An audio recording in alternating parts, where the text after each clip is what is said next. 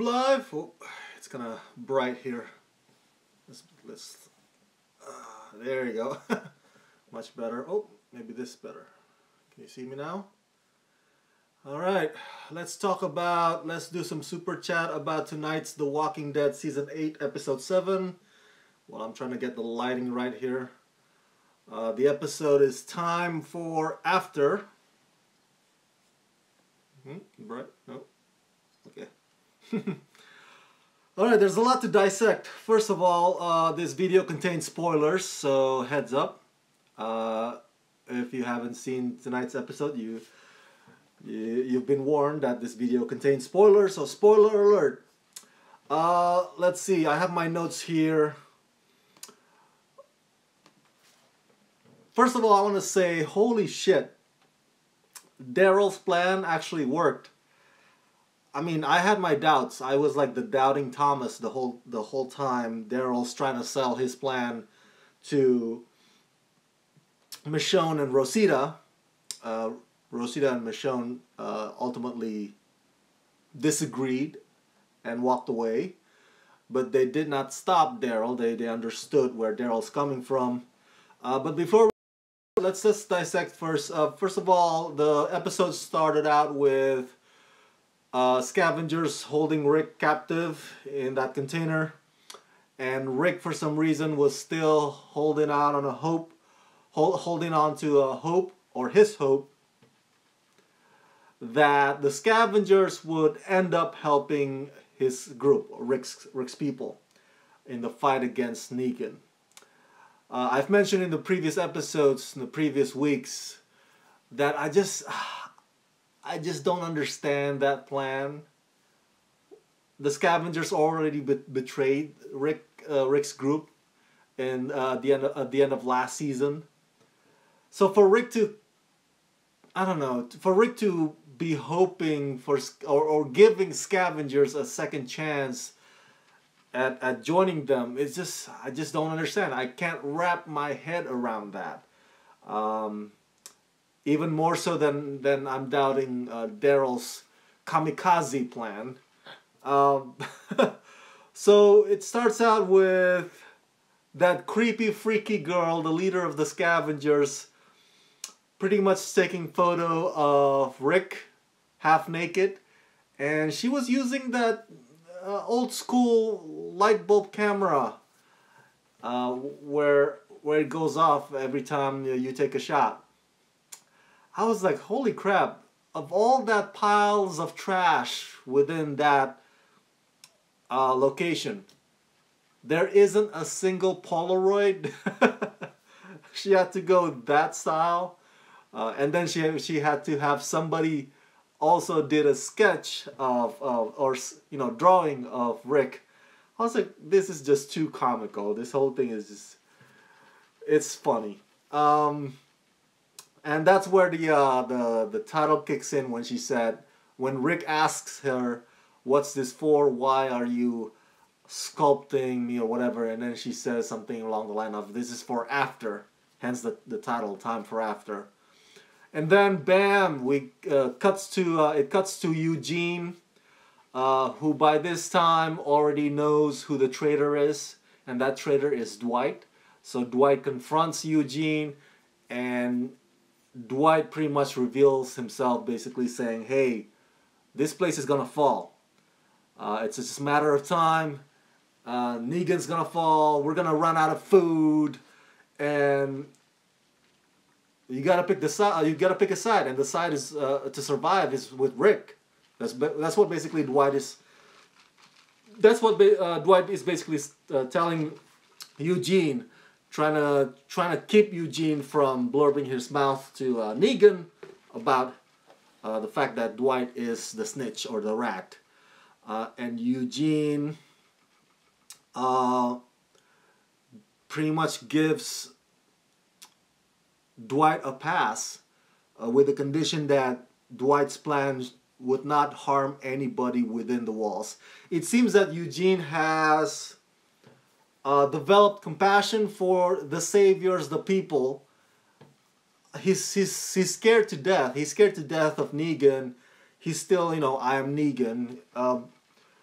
but he has some compassion for the workers, for the people who are just following orders within those walls.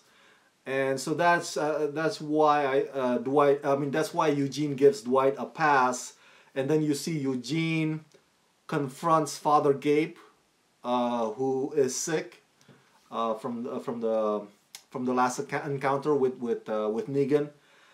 And so there's this battle going on between faith and science, which I find interesting because I'm one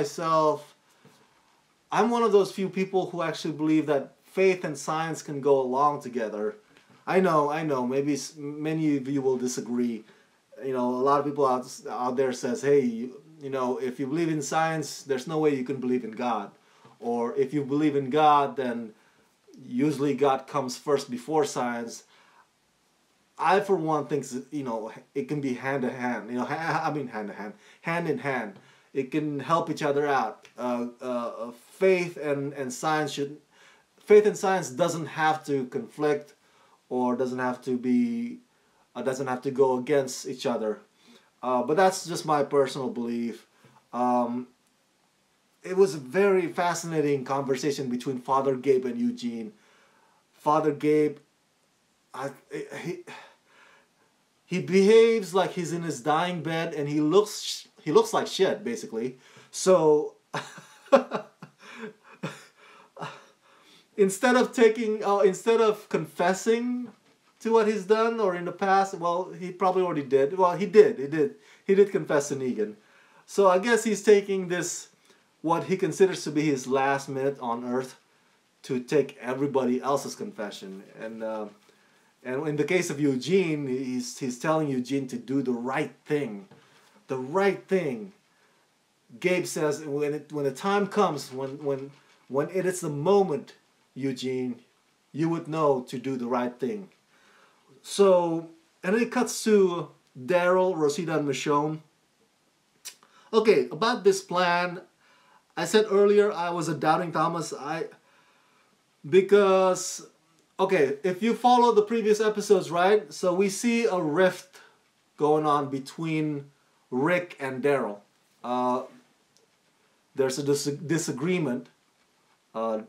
Rick wants to stick to the plan, and Daryl just wants to, ram through and just get it over with. And you see from tonight's episode that Morgan is also at that point where I think Morgan thinks that, hey, we've been dragging this for far too long. For far too long. I just want this to get this over with.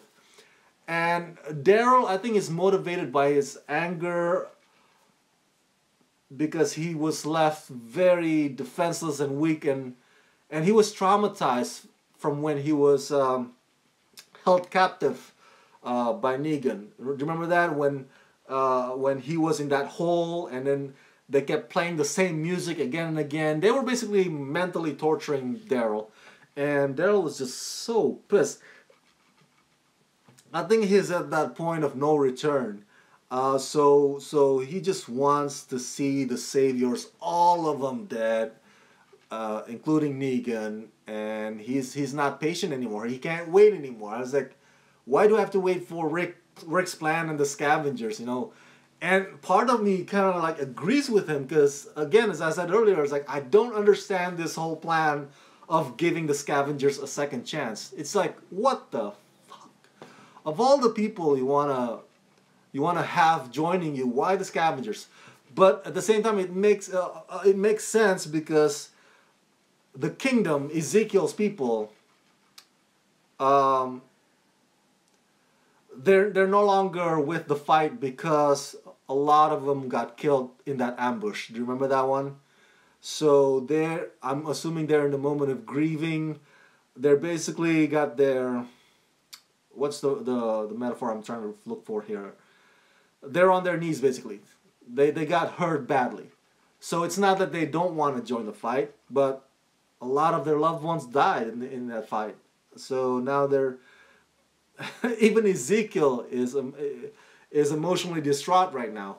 So they're not available. So I totally get why they need the scavengers, unless there's another group that I don't know about, but at this point, there's only the scavengers. So they need numbers, they need people. So, yeah, I can understand where Daryl's coming from. He's motivated by his trauma, his anger. He wants revenge. At the same time, I understand we need people, we need numbers. And at the same time, I don't get this, why that number or that people have to be in the form of the scavengers. But Daryl's plan was very simple, and it happened tonight. So basically, he rams the truck into the sanctuary of the saviors, and so the walkers come in, and they do their thing. They start terrorizing within the walls, and that pisses Eugene off. Do you remember I said earlier, Eugene doesn't want anybody to get hurt within those walls. He's going to try his best to make that happen. And so he's so pissed, he's so angry that now people are getting hurt. And oh my God. So, and then he confronts Gabe again, and he's basically, I guess the word I'm looking for is unleashing to Gabe, about how he's going to survive no matter what. I love the psychological journey or the arc of the characters in this show, man. It's just, it seems like somebody should make a segment, in a psychology class in college, whatever psychology it is.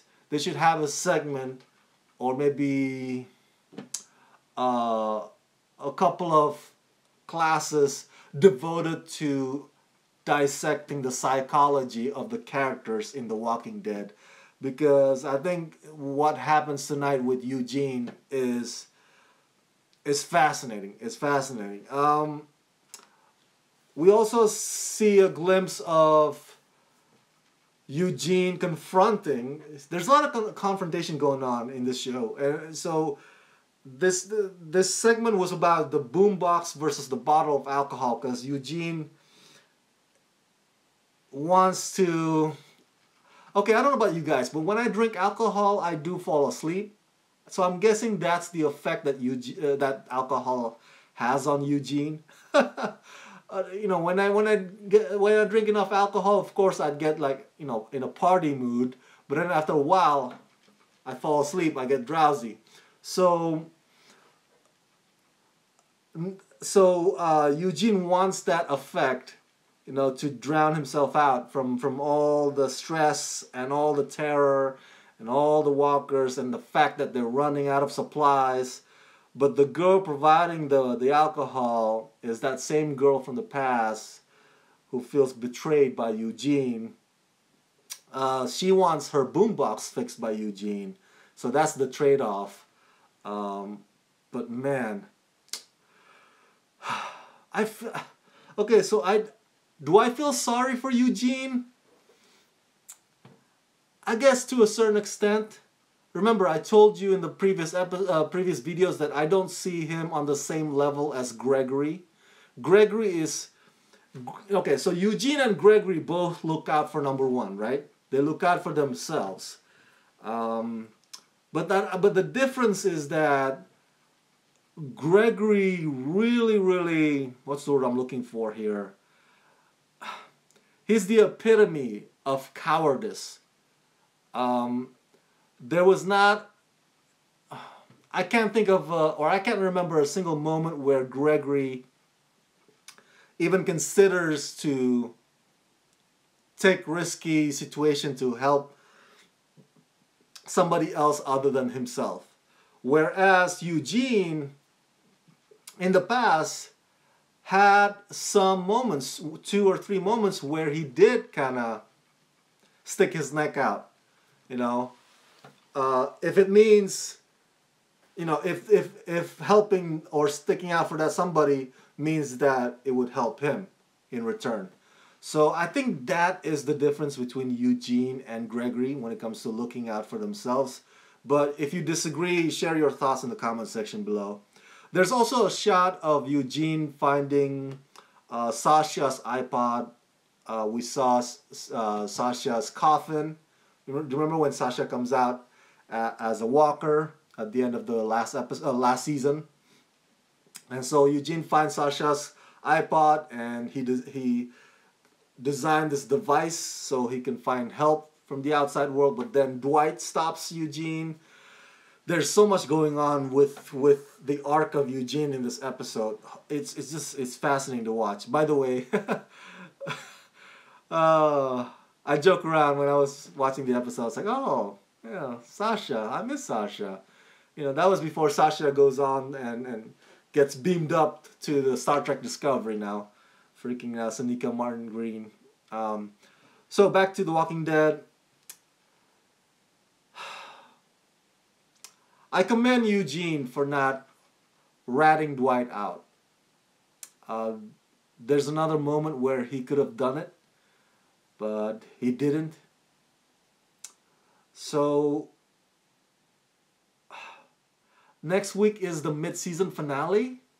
I hope they don't leave this hanging. I really want to see the resolve with Eugene. How he's going to get himself out of this predicament, out of the sanctuary. And whether or not he would take Father Gabe with him. I'm really, really curious. I hope the mid-season finale next week will cover that. And it seems like it will. Because tonight's episode ends with back again with Rick in the scavengers location. Fucking scavengers, man. Fucking scavengers with their gladiatorial zombies. What is up with the gladiatorial zombies, really? And then the leader, the girl, the lady.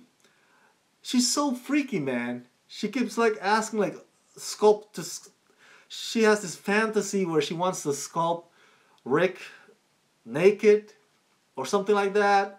If you remember last season, she even made the proposition to sleep with Rick and Michonne. I think it was, no, with Rick only. I don't mind, people, being into freaky shit. But, dude, it's post-apocalyptic. It's a matter of life and death right now. Can't we just get our heads in the game and focus on this, and we'll do the freaky shit, the freaky sexual, whatever shit later. But she can't help it, man. That lady with a weird haircut, she can't help it. She's a super freak. That's what she is. God bless her. God bless her. So Rick finds himself in the gladiatorial zombie situation again, and he wins again. And then he strikes a deal with the scavengers. The scavengers ends up helping Rick. But bam, lo and behold, Rick finds out that Daryl takes it upon himself, or takes the liberty of, going into action outside their plan. So that pisses Rick off. When he sees, at the end of the episode tonight, when he sees the sanctuary the location where the saviors are at. The walkers are not outside anymore. The walkers are inside because the truck has been rammed in through the door. Man, Rick looks really pissed off. This rift between Rick and Daryl, man. It's not black and white, It's not like you can say, "Oh, I'm on Rick's side," or I'm on Daryl's side. I can't easily say that. I cannot easily say that because both men, their reasons for doing what they did are somewhat justified, and on some other parts are not justified. Like I said earlier, I think Daryl's plan is actually kind of smart. If you intend on killing the saviors, you want the walkers to to infiltrate the premises, the sanctuary. Of course. Hello, ram a truck through it. Yes, that's a smart plan. You gotta admit, if that is what your objective is. But if your objective is something else, or whatever Rick has in plan, then maybe Michonne and Rosita's right. Sometimes we gotta wait. There's a time to attack. There's a time to plan. There's a time to put our faith in our fellow co-workers or fellow teammates. There's a time for everything. So Rick has gotten us, not us, Rick has gotten his group this far. It'll be silly not to trust him. It'll be silly to just do your own thing and abandon his plan at this point. It will be silly because, even when Rick was super scared of Negan. Do you remember that season? He was doing that at the best intention of keeping the community safe. So I'm conflicted. Do we have to pick sides between Daryl and Rick? And in the mid-season finale next week, are we gonna see some tense argument between the two individuals? And does this mean that the what's Alexandrians? The Alexandrians, that's the name of the community. Does this mean that the Alexandrians will be split in half between who's going with Rick's direction or Rick's leadership, and between Daryl's leadership and Daryl's direction? I don't know. I have no idea. One thing for sure though, Daryl is not gonna like the fact that Jesus kept the Savior's prisoners alive. I hope the mid-season finale next week will cover a lot of grounds, not just one or two characters. As much as I enjoy Eugene this evening, Eugene is a great character, okay? As much as I enjoy that, I hope mid-season finale will cover more than just Eugene or Daryl and Rick. I want to see about Ezekiel as well. So yeah, can't wait. And it sucks that after next Sunday we'll have to wait all the way till Valentine's Day in February again for the season to pick up again. But that's how it is, man. That's how we do every year, and we just gotta get used to it. That's it. Those are my thoughts about The Walking Dead Season 8, Episode 7, titled Time for After. Share your thoughts in the comments section below. What do you think? What do you think will happen in the mid-season finale next week? What do you think the plot? How do you think the plot should play out for the mid-season finale? Do you think they should kill Negan next Sunday, or they're gonna draw this out again till the end of Season 8? Share your thoughts in the comment section below, and please subscribe to my channel. And if you can support me, please do so at patreon.com/ramascreen. There's all kinds of rewards there for you. You'll love it. All right, patreon.com/ramascreen, and become my patrons today. Thanks for tuning in. Let's rock this.